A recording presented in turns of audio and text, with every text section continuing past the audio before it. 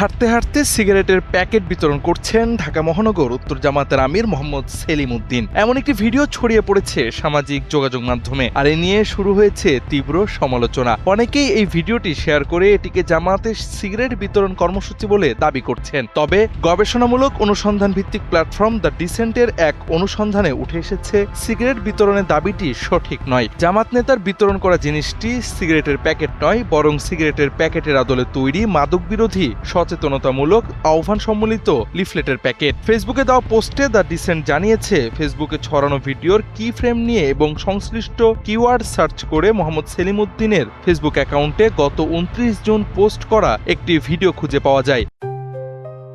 JBS holdings limited. আন্তর্জাতিক মাদক বিরোধী দিবস ২৬ জুন ২০২৬ উপলক্ষে ৪ দিনব্যাপী মাদক বিরোধী ক্যাম্পেইনের আয়োজন শিরোনামে পোস্ট করা ওই ভিডিওটিতে সিগারেটের প্যাকেট সদৃশ্য প্যাকেটগুলো সম্পর্কে বিস্তারিত জানা যায়। ভিডিওটিতে দেখা যায় প্যাকেটগুলো খুললে সেখানে সিগারেটের বদলে সবুজ রঙের একটি লিফলেট দেখা যাচ্ছে। লিফলেটটিতে মাদক বিরোধী সচেতনতামূলক বিভিন্ন আহ্বান লেখা রয়েছে। ওই ভিডিওতে সেলিম উদ্দিন প্যাকেটগুলো সম্পর্কে বলেন, এটি দেখতে সিগারেটের প্যাকেটের মতো হলেও আসলে এটার ভেতরে তরুণ এবং যুব সমাজের জন্য আমার পক্ষ থেকে একটি আহ্বান আছে। এই আহ্বানের মাধ্যমে আমরা তাদেরকে সচেতন করার চেষ্টা করছি।